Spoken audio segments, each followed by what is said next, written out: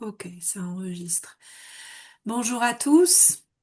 J'ai le plaisir aujourd'hui d'accueillir des personnes qui font un travail formidable pour des enfants qui ont vraiment besoin d'aide, des enfants des bidonvilles de Dharamsala. Et j'ai le plaisir de vous présenter aujourd'hui quatre personnes qui sont investies dans l'association Agir ensemble pour Tonglen. Alors, on est aujourd'hui avec la présidente de l'association Florence Roger. Bonjour Florence. Bonjour à tout le monde. On est aussi avec le trésorier de l'association Gary Lord. Bonjour Bonjour à tout Gary. le monde. On est aussi avec Marie Valencia qui est responsable des parrainages et de la communication. Bonjour Marie et bienvenue. Bonjour à tous. On est avec Perrine Chevalet, qui est la secrétaire de l'association. Bonjour Perrine et bienvenue sur ce petit podcast. Merci et bonjour à tous. Alors, on va vous expliquer ce qu'est aujourd'hui Agir ensemble pour Tonglen. Donc, avant Tonglen, à Dharamsala, le sort des habitants des bidonvilles de Dharamsala, eh ben, c'était ça. Et je vais poser la question à la présidente de l'association qui était là depuis le début de la création de Agir ensemble pour Tonglen de nous expliquer un petit peu quelles étaient les conditions de vie des habitants des bidonvilles. Alors, les habitants des bidonvilles de Dharamsala, en fait, sont des Indiens qui viennent principalement du Rajasthan et qui se sont réfugiés dans cette région du nord de l'Inde. On se trouve vraiment tout au nord de l'Inde, au bord de l'Himalaya. Et voilà, ils faisaient partie des castes les plus basses en Inde, donc leur sort est limité à une vie très précaire. Ils n'ont pas beaucoup de droits et donc ils vivent de mendicité pour la plupart. Ils fouillent les poubelles et ils trouvent ils essayent de valoriser les choses qu'ils trouvent dans les poubelles. Ils se nourrissent dans les poubelles et ils vivent sous des tentes, voilà, au bord de l'eau. Là, les premiers bidonvilles de Dharamsala, le premier grand bidonville de Dharamsala, était dans le lit d'une rivière, tout simplement. Donc évidemment avec les inondations régulières, tous les problèmes qui vont avec cette proximité de la rivière. Oui. Voilà, c'est vraiment le, le- la vie du bidonville, comme beaucoup de villes en Inde. Mais c'est vrai qu'à Dharamsala, c'est pas non plus, on n'est pas non plus dans des immenses bidonvilles comme à Mumbai, à Bombay. C'est des bidonvilles, on va dire à taille humaine, mais la condition de vie de ses habitants reste celle de tous les bidonvilles d'Inde. Voilà. Donc, ils n'avaient pas accès à l'eau potable, ils Je n'ai- avaient pas de Évidemment, nourriture non. à Non, disposition. aucune possibilité vraiment de travailler. C'est en Inde, il y a toujours eu un système de castes et donc ils sont nés dans les castes les plus basses en Inde, donc leur vie est un peu inscrite avec ce déterminisme-là. Donc, Et donc, aucune possibilité d'avoir une vie entre guillemets normale avec une éducation, non, avec pas de possibilité d'aller à l'école, ça c'est sûr. Et pour même bien comprendre à quel point ils n'existaient pas, ils sont pas à la naissance enregistrés dans un quelconque fichier de déclaration de naissance. Donc, ils n'ont pas vraiment d'existence officielle, même en Inde. Donc, donc voilà. ils existent nulle part en fait. Ils existent nulle part. Ils sont à la marge de la société. D'accord. Et donc ils rentrent pas dans les statistiques. Ah, Alors j'ai trouvé une petite vidéo qui parle d'elle-même. Je vais vous la montrer en ligne. Voilà. Est-ce que vous entendez bien le son? Non, il n'y a pas de son. non. C'est- euh, Donc ça c'est les bidonvilles là.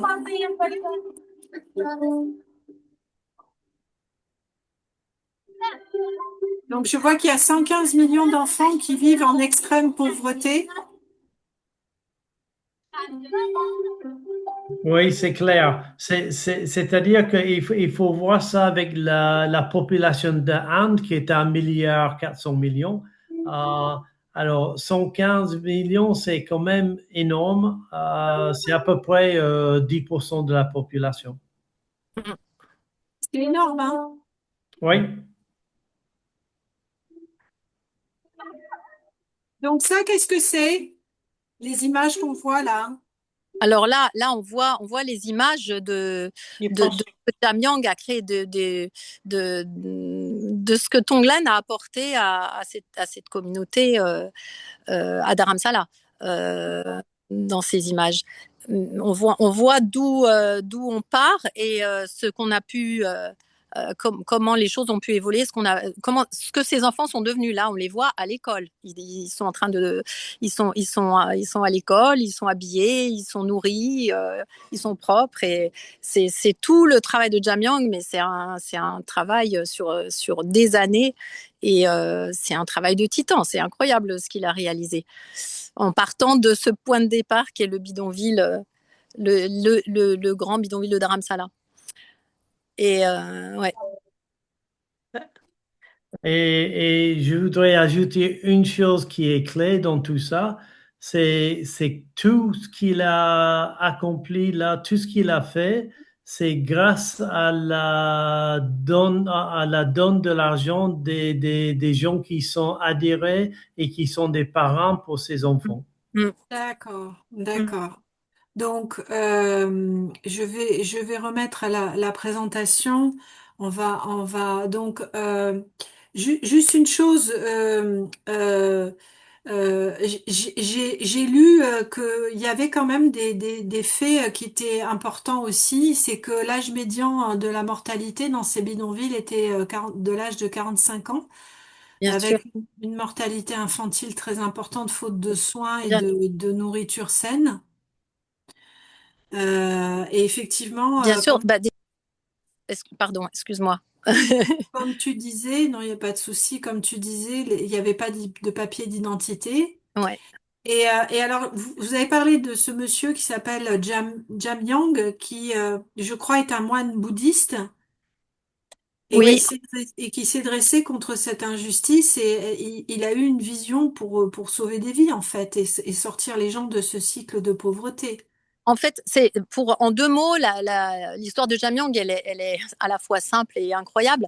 C'est Oui, un moine bouddhiste qui habitait au Tibet et qui a fui le Tibet, comme beaucoup de moines bouddhistes, et qui a traversé l'Himalaya avec d'autres oui, pour se réfugier, donc justement au nord de l'Inde, à Dharamsala.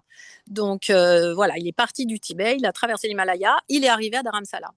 Et à Dharamsala, c'est justement l'endroit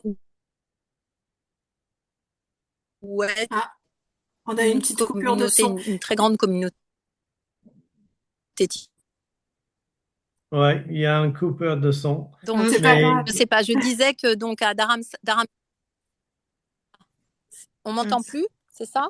Vous non. m'entendez? La connexion est pas terrible.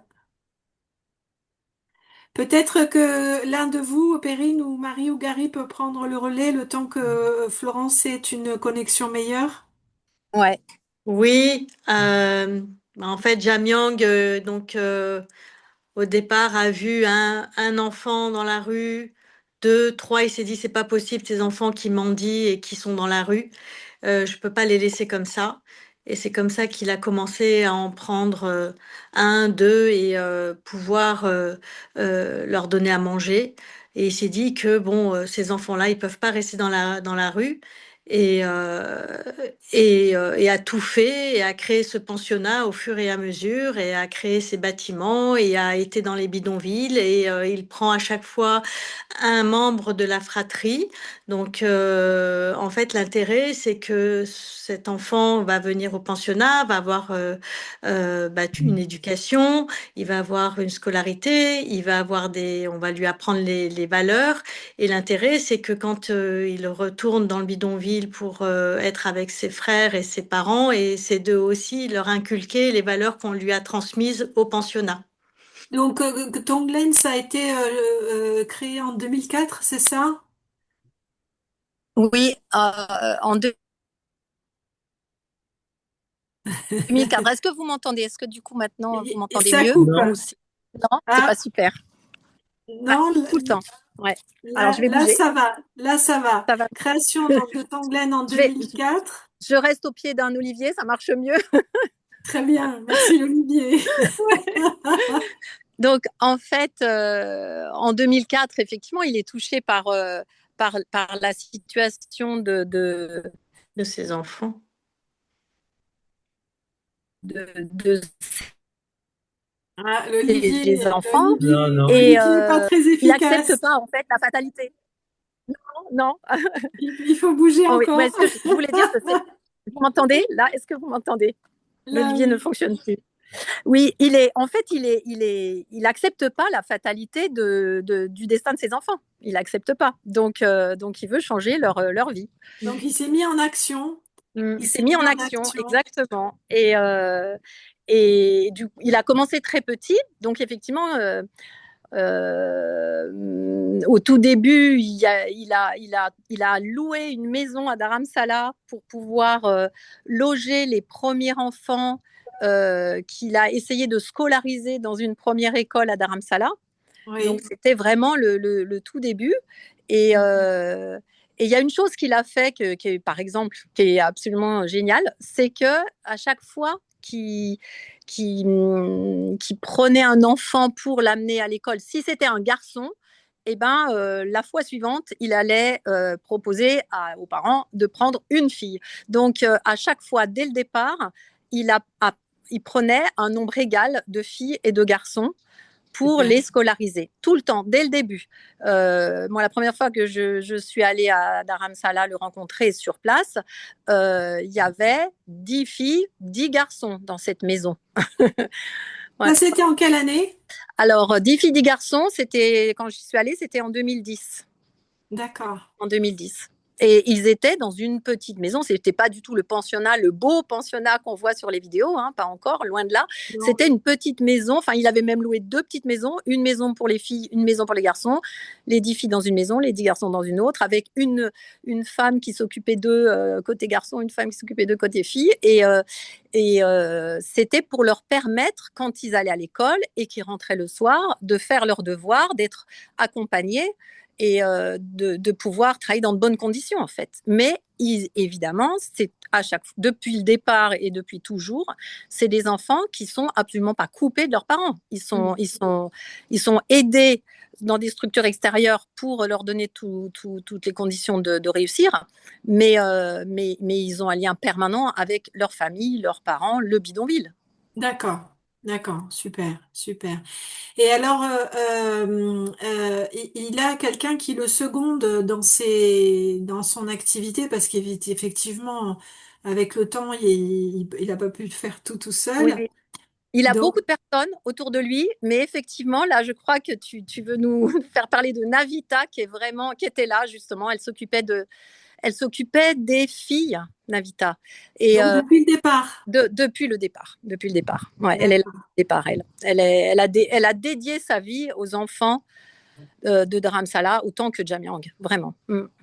Et alors, je vois que Tonglen a fait des émules parce qu'il y a eu une création en 2005 de Tonglen UK Bien sûr. Mm. pour collecter les fonds pour le Tonglen Charitable Trust en Inde.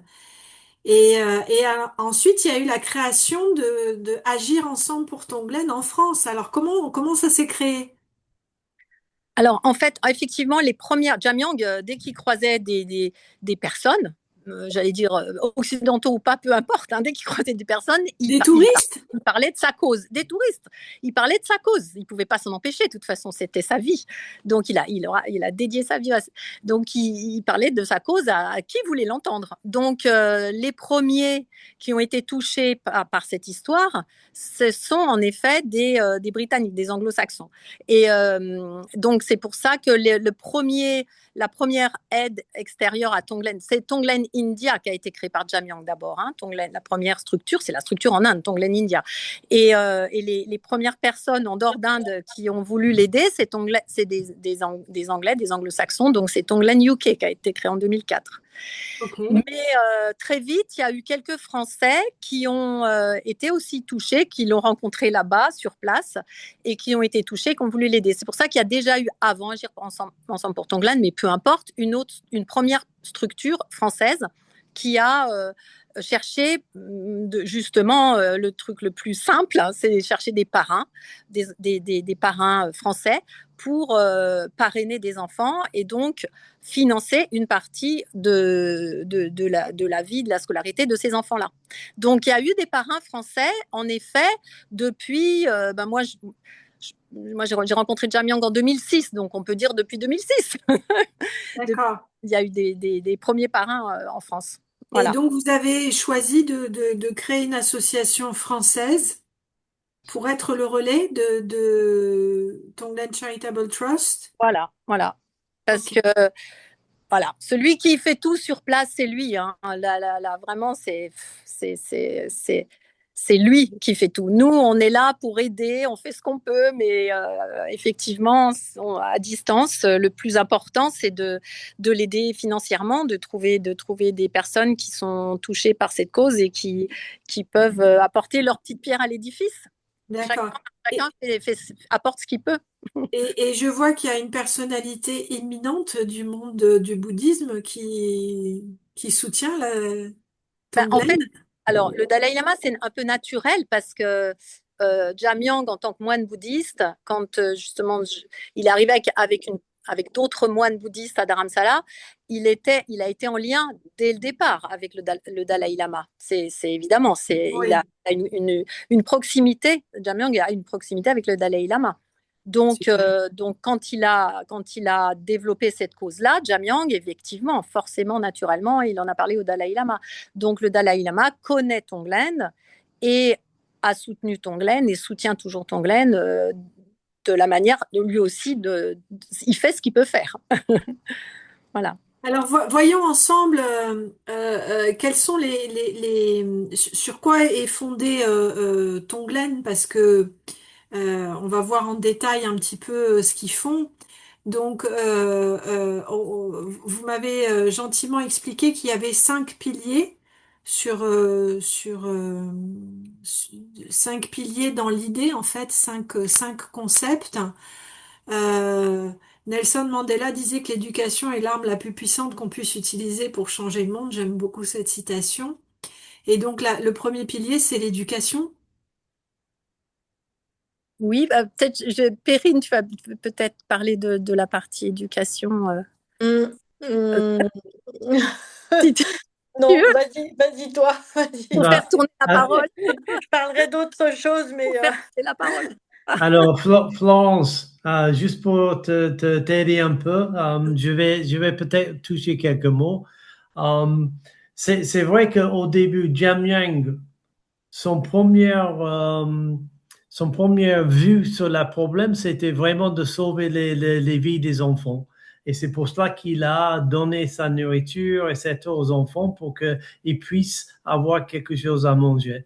Mais comme tu as dit, Myriam, il sait que ça suffit pas. Il faut casser ce cycle de pauvreté et la meilleure façon de le faire, c'est de donner l'éducation à ces enfants qui n'ont pas le droit d'aller à l'école. Florence, tout à l'heure, a parlé de Jamyang qui a essayé de envoyer des enfants tout au début à l'école, mais il n'acceptait pas parce que c'était des enfants des bidonvilles. Ils étaient sales, ils étaient pas, ils pouvaient pas lire ni quoi que ce soit. Alors, ce qu'il a dit, c'est que si je devrais transformer les vies de tous ces enfants, il faut que j'ai de l'aide pour faire ça autonome, de créer une façon de donner l'éducation à ces enfants. Et c'est pour cela qu'il a créé la société, l'association de Tonglen Charitable Trust. Ça, c'était la base. Et avec l'aide de Tonglen UK, d'Agir Ensemble, de Dalai Lama Trust et d'autres gens qui aident, il a construit les premiers bâtiments un peu en dehors de Dharamsala pour faire une école qui était vraiment le début de cette aventure pour John Young. Et depuis, ça a commencé à 10, comme a dit Florence. Après, c'était 20. Après, c'était 40. Et aujourd'hui, on dépasse le 300 chaque jour qui vient à l'école. Extraordinaire, extraordinaire. Mm. C'est magnifique. Et donc, on a l'éducation, on a cet enseignement académique où ils essayent de viser l'excellence dans une éducation élargie, en fait. Oui, parce que en fait, il y a tous les sujets académiques comme dans n'importe quelle école, mais en plus, ils essayent vraiment de leur donner un autre type d'enseignement, l'éthique laïque, leur transmettre des valeurs et vraiment leur donner cette responsabilité individuelle, mais aussi vis-à-vis des autres, le respect mutuel, la bienveillance, etc. Et c'est vraiment très important pour des enfants qui viennent des bidonvilles. C'est un endroit où ils n'avaient aucun respect de rien. Et donc là, ils apprennent aussi la pensée critique. Donc, dans le monde dans lequel nous sommes, avoir une pensée critique, c'est vraiment très C'est important. primordial. Ouais. Voilà. C'est ce qu'ils Et appellent une approche unique de l'apprentissage, en fait, alors, avec, avec une éthique universelle. oui. Alors, il y a tout un programme éducatif qui a été développé, qui d'ailleurs maintenant s'est élargi, euh, a été, comment dire, s'est essaimé et maintenant a été récupéré, adopté par des écoles dans tout l'État d'Himachal Pradesh. Donc, ça veut dire que c'est quelque chose qui a beaucoup de valeur. Et c'est une autre manière pour Jamyang de faire passer quelque chose. C'est-à-dire qu'il a commencé par donner l'éducation aux enfants, mais maintenant il transmet quelque chose de plus grand encore. Donc ça, c'est important. Mm. Magnifique. Et Mm. je vois qu'il y a aussi une unité de soins qui a été créée pour tout le monde. Oui, la santé, c'était vraiment parce que d'abord, il faut sauver les vies, il faut donner l'éducation. Donc, sauver les vies, c'est-à-dire apporter la nourriture, etc., la sécurité. Mais il faut donner l'éducation. Mais après, ensuite, la santé, c'était primordial parce que les enfants dans les bidonvilles et les adultes n'ont pas accès aux hôpitaux, etc., parce qu'ils viennent des castes les plus basses. Et donc là, il y a eu quand même une aide extrêmement importante, c'est le Dalai Lama Trust, qui a vraiment été essentiel. Ils ont vraiment donné des fonds pour aider sur cet aspect-là, l'aspect santé. Donc il y a effectivement une unité de 5 personnes maintenant, mais il y a également un bus médicalisé. Ça fait 2 ou 3 ans que ça existe. Et donc, ce bus médicalisé va directement dans les bidonvilles. Il va faire des rondes et donc reçoit les gens pour les visites. Alors, il y a la santé, mais il y a aussi tout l'aspect les grossesses, parce qu'avant, il y avait beaucoup d'enfants qui mouraient voilà, à la naissance, etc. Et donc, les soins prénataux et postnataux sont très importants. Et pour les mamans aussi. Et pour les mamans, oui, oui, bien sûr, bien sûr. Mm.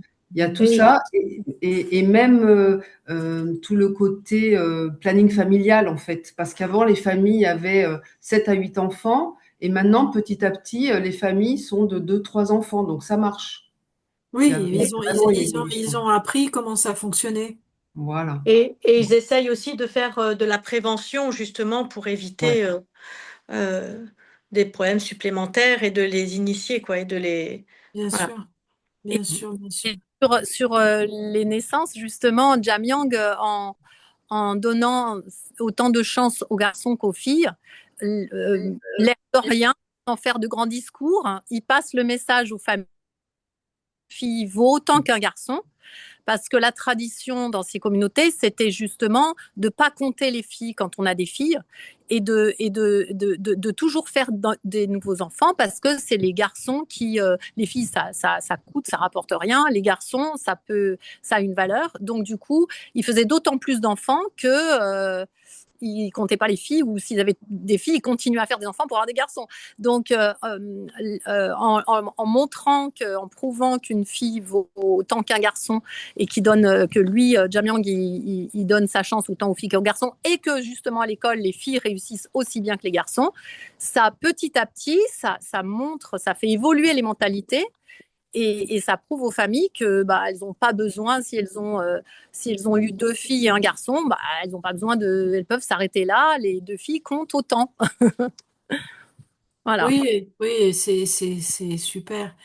Et alors, moi j'ai vu une photo que je voulais partager avec vous parce que c'est une réalisation magnifique.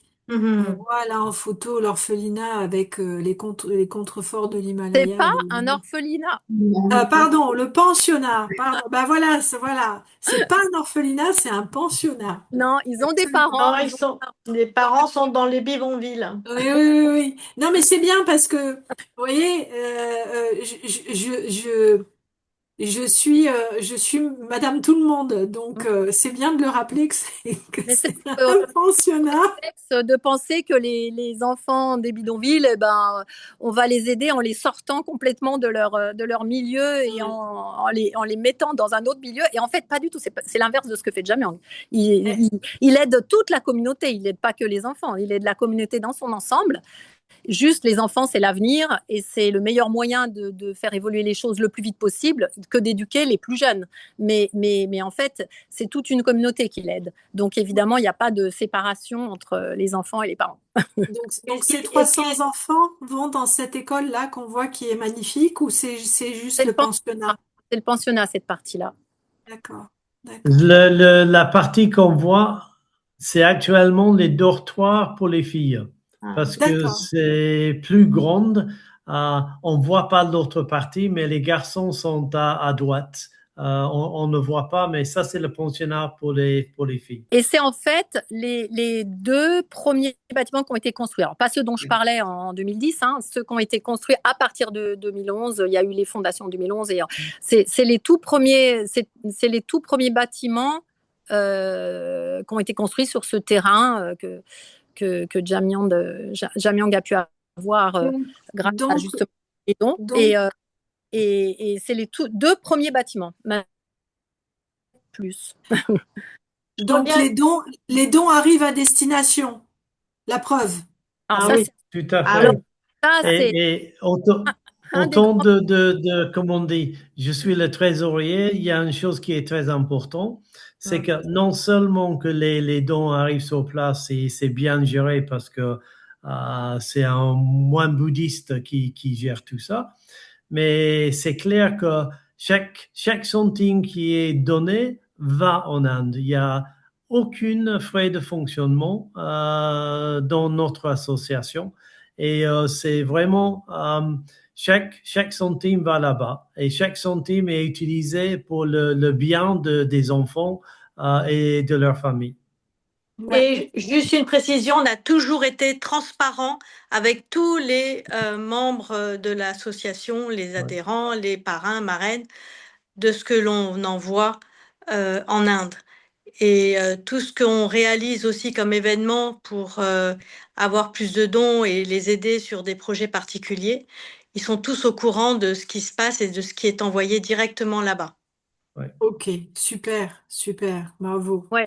Ça, je sais pas s'il y a beaucoup d'associations Ouais. qu'on se résultat là, ce qu'a dit Gary, c'est-à-dire que ce qu'on récolte en France, On l'envoie en Inde à 100%, on a 0 frais de fonctionnement. Si on a des besoins, on se débrouille avec nos bourses propres.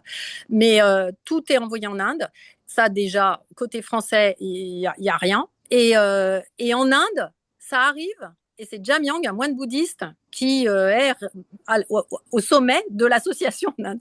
Donc, je ne pense pas qu'il y ait une association qui puisse arriver à un tel résultat de 1 € donné ici sera 1 € qui arrivera aux enfants ou à la communauté, parce que ça peut être en effet pour la santé, peu importe, mais à la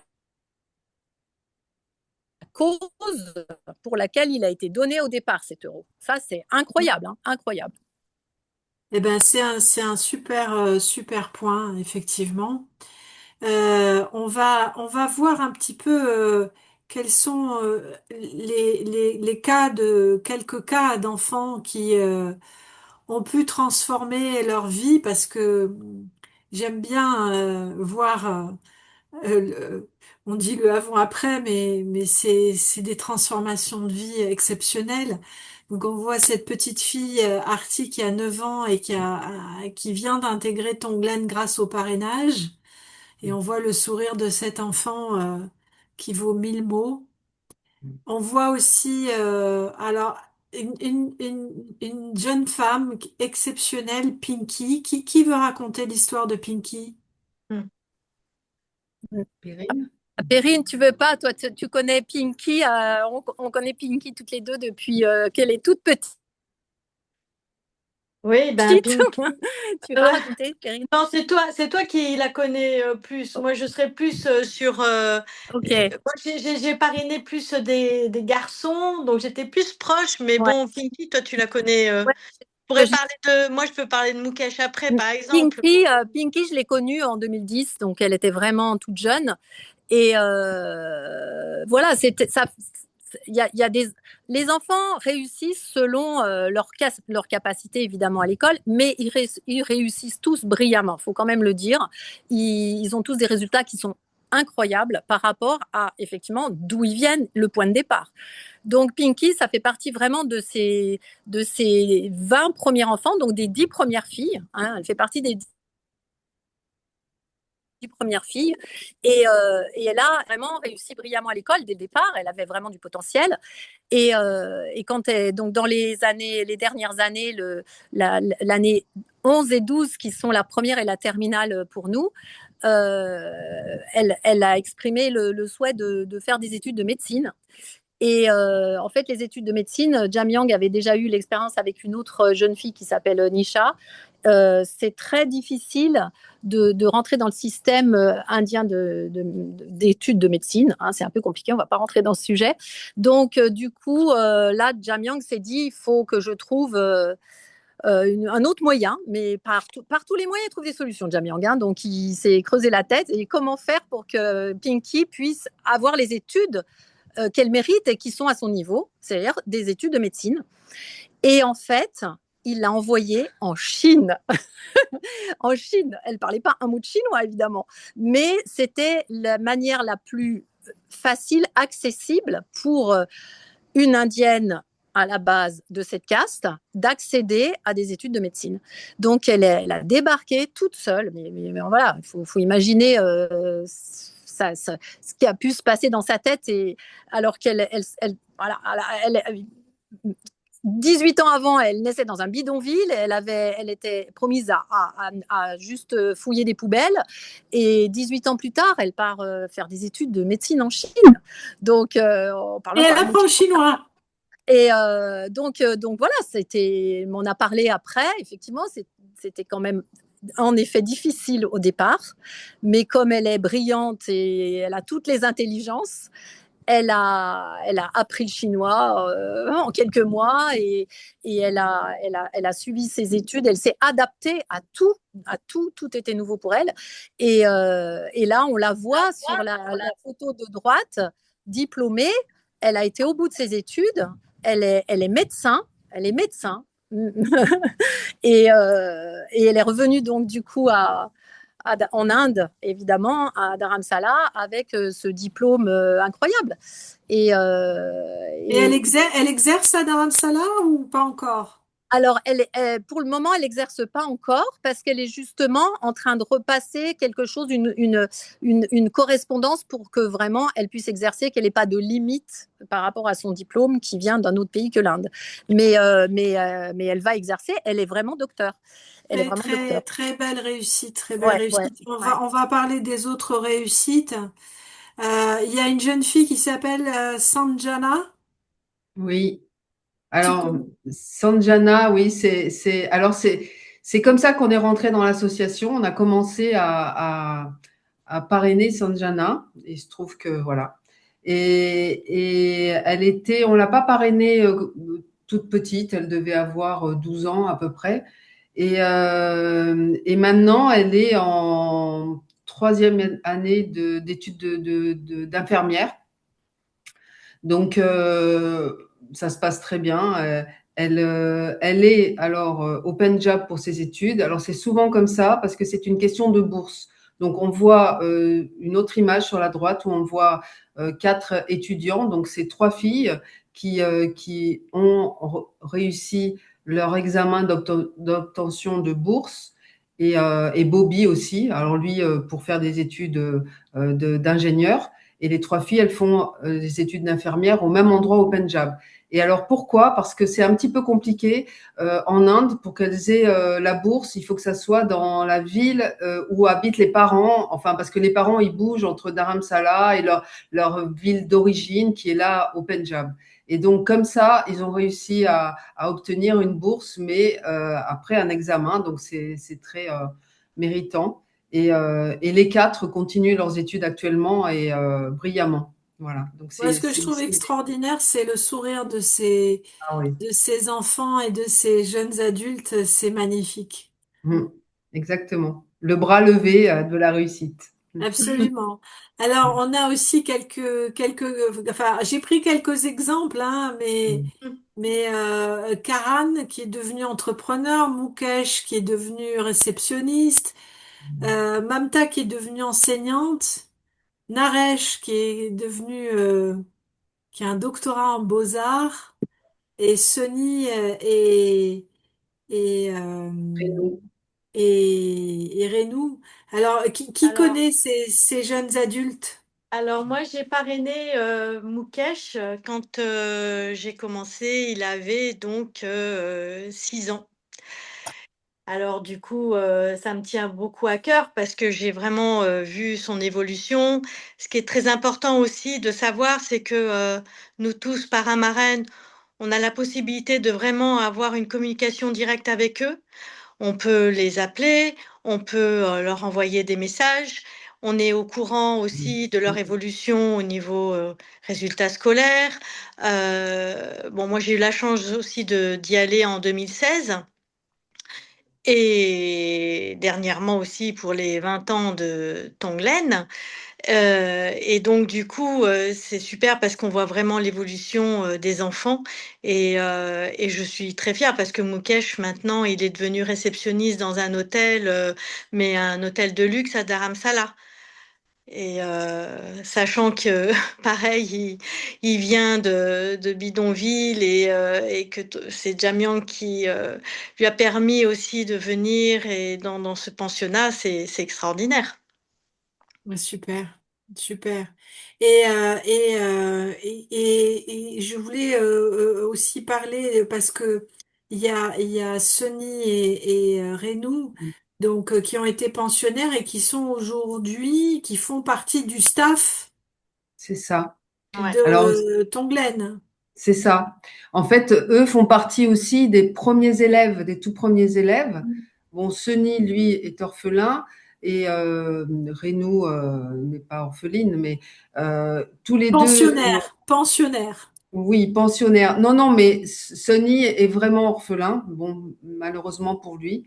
Mais en tout cas, les deux ont grandi avec Tonglen et maintenant, depuis maintenant un bon moment, font partie de l'équipe de Tonglen et en sont vraiment, on peut dire maintenant, deux piliers. C'est des personnes extrêmement dévouées à Tonglen. Après Navita, je pourrais dire que vraiment, c'est 2 personnes essentielles pour Tonglen et ils ne comptent pas leurs heures. Ils vivent sur place, comme Navita, comme Jamion, et ils sont très proches des populations locales, des bidonvilles. Comme ils en viennent, ils savent exactement tout ce qui s'y passe. Donc, ils sont vraiment le relais idéal pour aller sur place, pour savoir ce qui manque, ce qui va pas, tous les problèmes. Donc, ils sont tout le temps comme ça en contact avec les familles des bidonvilles et ils ont plein d'autres tâches aussi, hein, parce que je vais pas réduire à ça. Mais en tout cas, c'est essentiel que des personnes qui connaissent, puisqu'ils en viennent, et c'est essentiel d'avoir des personnes comme ça qui sont très au courant et qui peuvent vraiment faire le lien. Donc, ouais. Ouais. Ce sont quelques exemples hein, parmi les Oui. réussites, parce que effectivement, depuis toutes ces années, les enfants ont grandi et ont eu leur diplôme et ont eu un métier et ont tous réussi et dans divers domaines.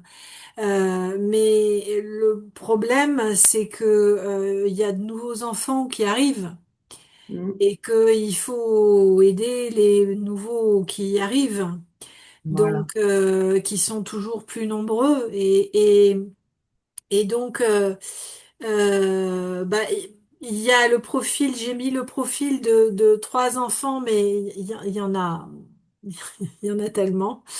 Mais ces 3 enfants ont été sélectionnés pour aller au pensionnat. Mm. Parmi ceux qui doivent aller au pensionnat. Donc toi qui es responsable, Marie, des parrainages, est-ce Mm. que tu peux nous en dire un petit peu plus? Mm. Comment ça se passe?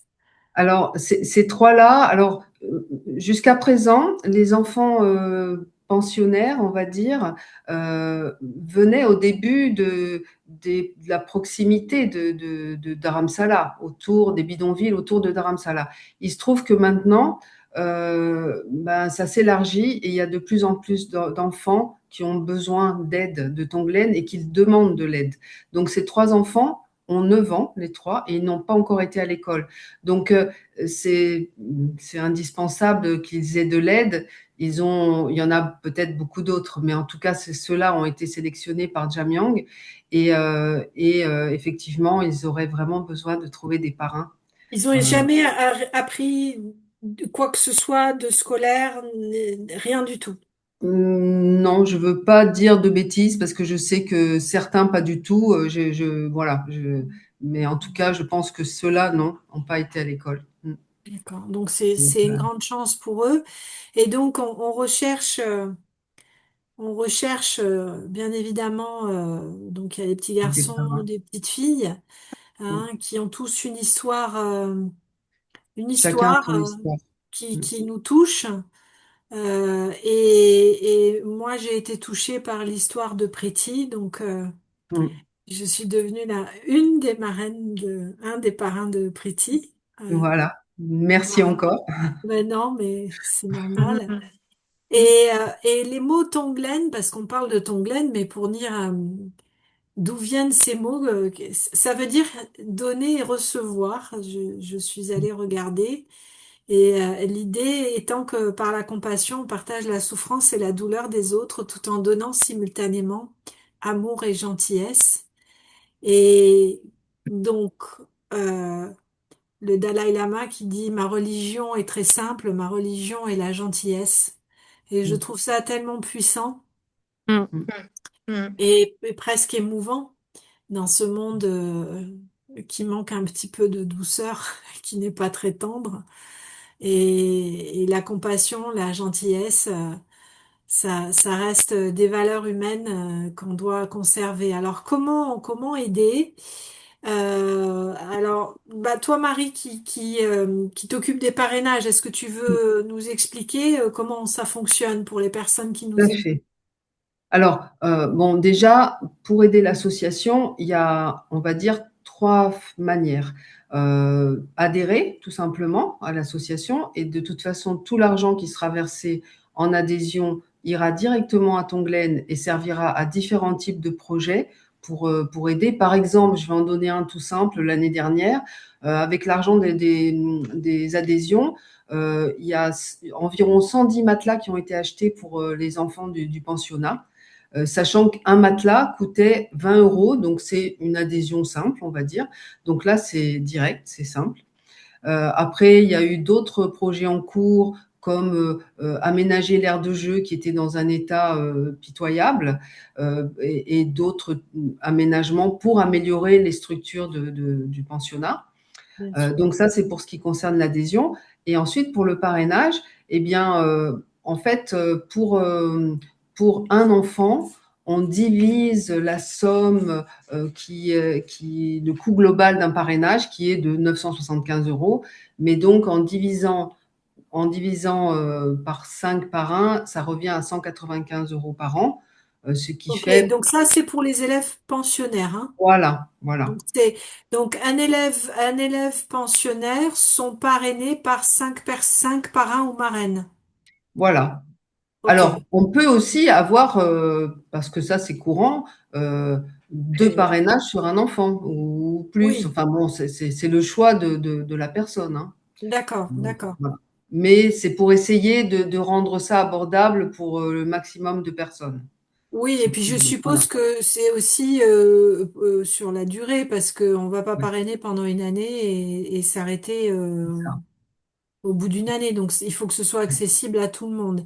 Donc on tout à fait. peut parrainer un élève pensionnaire et on peut aussi parrainer un élève scolarisé qui n'est pas pensionnaire. Ce Voilà, sont qui des vient. externes. Tout à fait, c'est un externe. Donc, il y a Tonglen a des bus de ramassage scolaire qui vont dans les bidonvilles, qui prennent les enfants, qui les amènent le matin et les ramènent le soir. Donc, ces enfants sont scolarisés pendant la journée et donc les frais couvrent ben, tout ce qui concerne la scolarité, le repas, l'habillement, les frais de santé aussi, parce que bien sûr, ils sont pris en charge. Mais donc là, le coût est moindre, c'est 215 euros par an pour un enfant. Voilà. D'accord, d'accord. Donc, dans la mesure où on parraine un élève pensionnaire, on a, comme disait très justement Perrine, on a accès à pouvoir communiquer avec. Alors, par mail, euh, Oui, donc il y a une oui, adresse on va pas mail. l'appeler et lui dire Non, salut, comment tu vas? Non, voilà. C'est ça. Alors, seulement, alors, étant donné que nous, on y va au moment de la fête de Tonglen en novembre, on y va pour l'instant tous les ans. On organise avec les parrains des visios. Comme ça, ils peuvent se voir. Et ça, c'est vraiment, enfin, ceux qui veulent, hein, c'est toujours pareil, c'est laissé au bon à vouloir de chacun. l'appréciation de chacun. Mhm. Voilà, voilà. Mais Oui, c'est parce qu'on possible. peut, on peut très bien aussi être parrain et pas du tout juste parrainer et point barre. Tout à fait. Ok. Tout à fait. Et j'ai même oublié, donc il y a l'adhésion, le parrainage et il y a le don, parce qu'il y a des personnes qui font des dons ponctuels ou mensuels et qui ne veulent pas parrainer, qui veulent simplement donner une somme d'argent par mois. C'est Oui, aussi une autre manière d'aider. Tous ces dons, de toute façon, vont au même endroit et sont attribués à des projets. Donc, et on rend compte de toutes les avancées des projets régulièrement. oui. Oh, d'accord. Voilà. Donc tous les dons sont bienvenus. Voilà, Voilà. exactement. Hein? Voilà. Donnez, donnez, donnez, Dieu vous le rendra. Alors, il y a quelque chose qui est génial, qui est depuis peu, c'est que en France, quand on est donateur, donc via Agir ensemble pour Tonglen, les dons sont défiscalisés à 66%. C'est ça. C'est-à-dire Donc, que, donc pardon. ça veut dire que pour, par exemple, si on veut être un des 5 parrains d'un enfant en pensionnat, par exemple, Mhm. la quote-part d'un cinquième, donc d'un parrain, c'est 16,25 € par mois, qui est défiscalisé à 66% des impôts. Donc en fait, ça fait que on donne en fait 5,52 €, Voilà, soit, c'est c'est ça. Au, dérisoire. au final, ça coûte 5 euros par mois pour, Et pour, c'est le prix d'un café et d'un croissant. ouais, c'est dingue. Ouais. Exactement, mais Mm. Et pour un résultat de réussite, de changement de vie, d'opportunité, de bonheur, de sourire, de joie, c'est hyper, enfin, je trouve ça génial. Je trouve ça juste Ça. génial. Ouais, et c'est vrai que moi, ça me refait penser quand tu dis de joie, de sourire, c'est que donner et recevoir, le fameux Tonglen. Alors évidemment, quand on a la joie d'y aller, de rencontrer ses enfants, en fait, on se rend vite compte qu'on reçoit beaucoup plus qu'on donne, Bien sûr. parce ils sont tellement incroyables ces enfants, on reçoit énormément de ces enfants. Donc voilà, on n'est pas du tout non plus les sauveurs c'est eux qui nous apportent énormément. Donc c'est Bien sûr. vraiment un vrai échange. Bon, après voilà, en effet, tout le monde n'a pas envie de ça, mais le concept du parrainage, c'est ça, c'est que le parrainage, c'est un vrai échange avec des enfants qui sont à l'autre bout de la terre, qui sont nés dans une situation qu'on ne connaît pas du tout ici, qu'on ne peut difficilement imaginer, et à qui on tend la main et avec lesquels on va être d'égal à égal avec eux dans un échange, dans l'échange. Donc c'est vraiment, c'est indescriptible. Ouais, Ça me rappelle, ça me c'est rappelle, bouleversant. Ouais. ça me rappelle quelqu'un il y a 2000 ans qui a dit donne et tu recevras. Mm. Mhm. Ouais, alors là, c'est vraiment la concrétisation de ça. Ouais. Absolument. Alors, alors là on est là.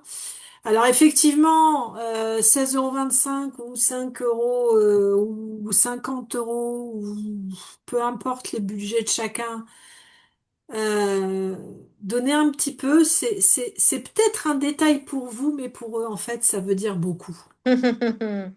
Voilà. Elle est parfaite, cette phrase. Elle est sympa, ouais, elle est Ouais. sympa. Et on voit effectivement, regardez d'où viennent ces enfants et regardez ce que Jamyang et son équipe, grâce aux dons de tout le monde, peut arriver à faire. Et je trouve ça, et sachant qu'il y a vraiment une éthique et que l'argent arrive à destination. C'est aussi ça qui est important parce que c'est aussi l'éthique des gens et dont vous qui vous en occupez. Alors, comment peut-on contacter l'association?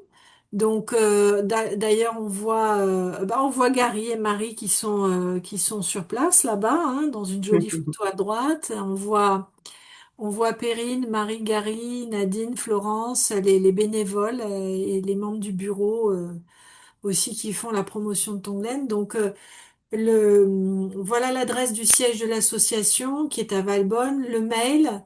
Donc je mettrai tout ça en commentaire et bien évidemment de cette présentation. Et être adhérent ou donateur, c'est expérimenter le partage et donner une vraie chance à tous ces enfants, effectivement.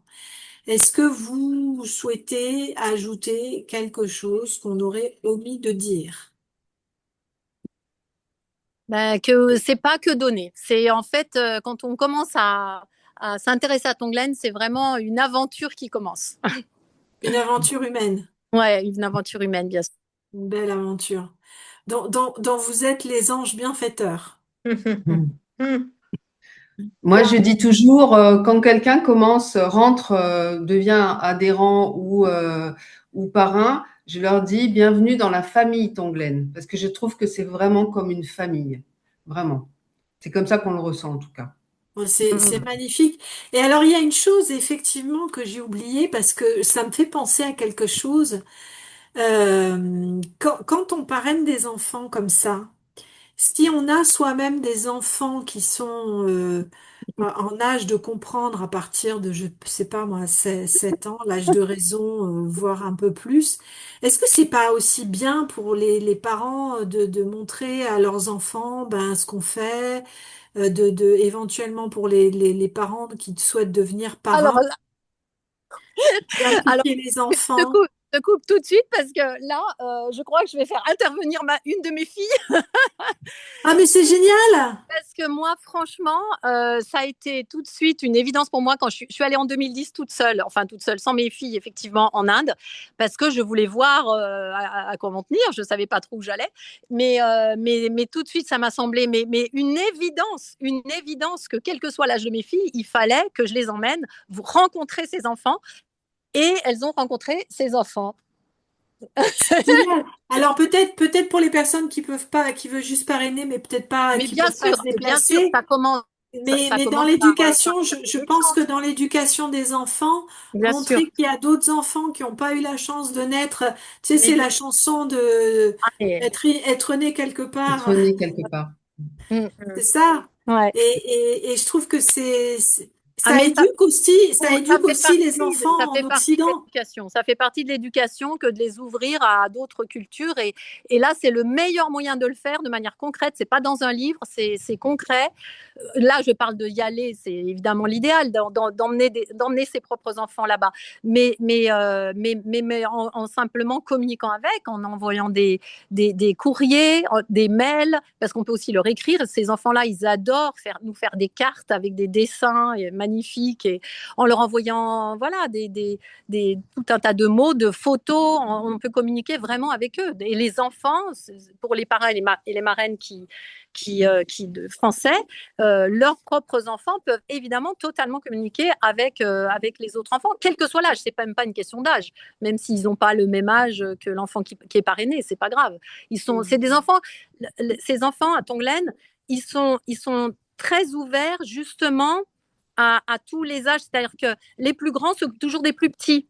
Donc, ils Oui, ont, eux, un fonctionnement de frères et sœurs, à s'aider les uns les autres, etc. Donc, s'ils savent qu'en France, il y a un parrain et un marraine qui a un enfant qui n'est pas de leur âge, peu importe, ils communiqueront avec, ils seront très contents. Enfin, il y aura un vrai échange, bien sûr, et ça fait partie de l'éducation, c'est sûr. Enfin, moi, c'est ce que je génial, pense.